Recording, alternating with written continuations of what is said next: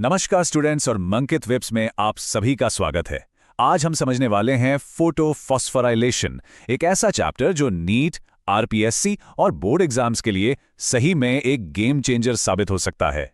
कभी सोचा है कि एक पत्ता सिर्फ एक पत्ता नहीं, बल्कि एक बहुत ही ज्यादा एडवांस्ड बायोलॉजिकल सर्किट है।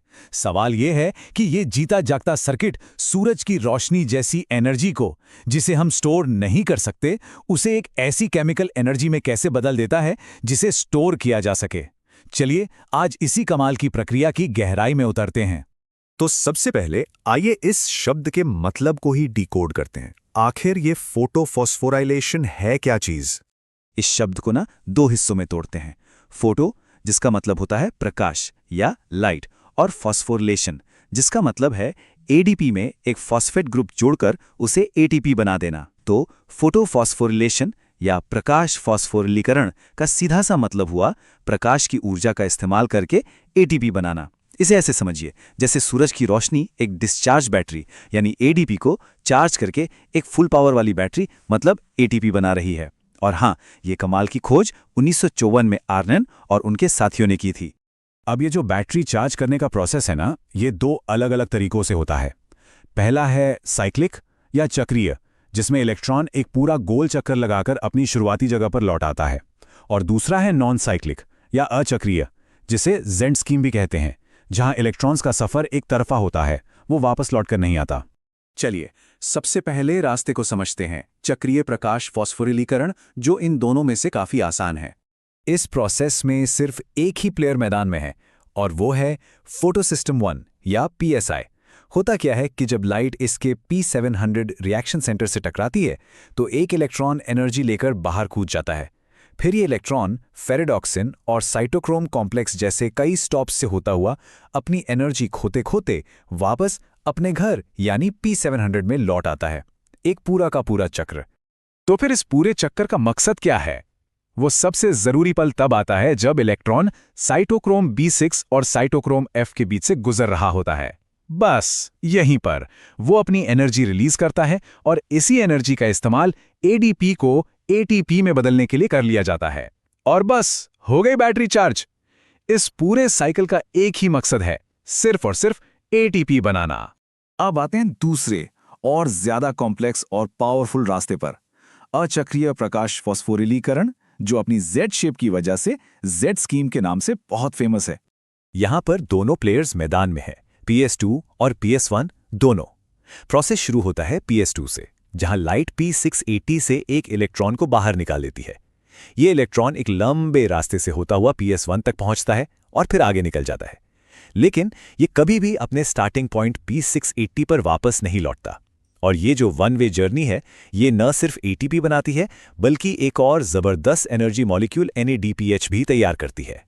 लेकिन एक सवाल उठता है, अगर PS2 का इलेक्ट्रॉन वापस ही नहीं आता तो उसकी जो खाली जगह बन गई, उसे कौन भरता है?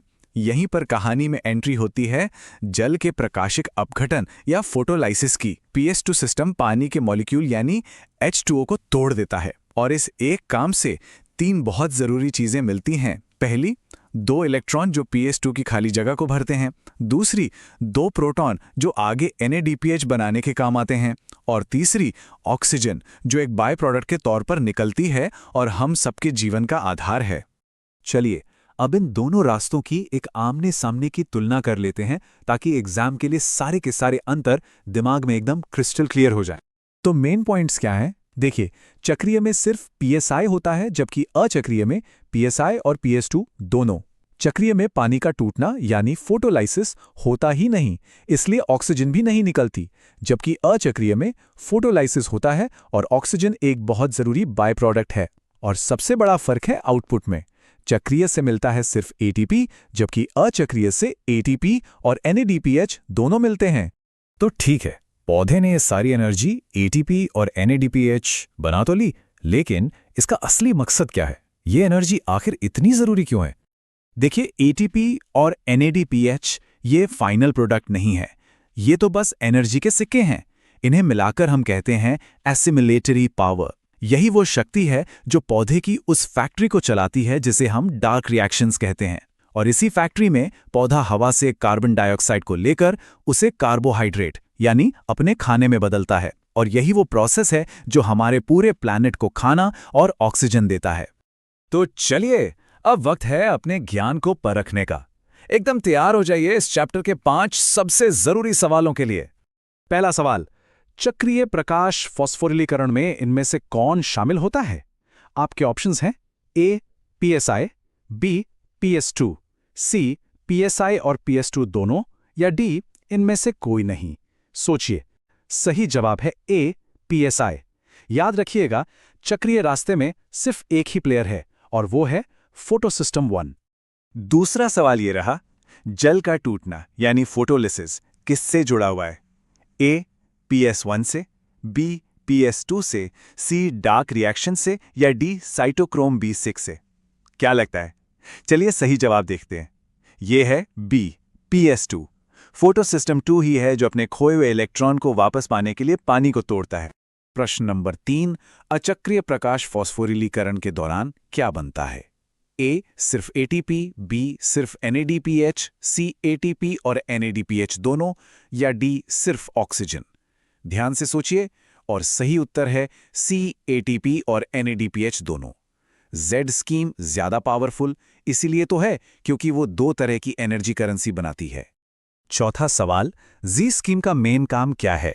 ए ऑक्सीजन छोड़ना, बी सीधे खाना बनाना, सी स्वांगीकरण शक्ति यानी ATP और NADPH बनाना, या डी CO2 सोखना?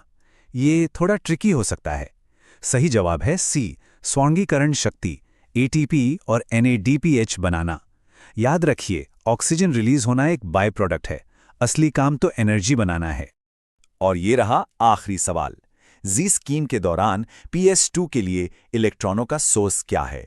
ए कार्बन डाइऑक्साइड, बी ATP, सी जल, या डी P700? ये तो आसान है, बिल्कुल सही। उत्तर है सी जल। पानी का टूटना ही वो प्रोसेस है जो PS2 को लगातार इलेक्ट्रॉन की सप्लाई करता रहता है। अगर ये वीडियो पसंद आया तो लाइक करिए, अपने दोस्तों के साथ शेयर करिए, और हाँ, बेल आइकन दबा के मंकित वाइब्स चैनल को सब्सक्राइब करना मत भूलिएगा, ताकि हर इंपॉर्टेंट चैप्टर पर ऐसे ही शानदार वीडियोस आप तक पहुंचते रहें।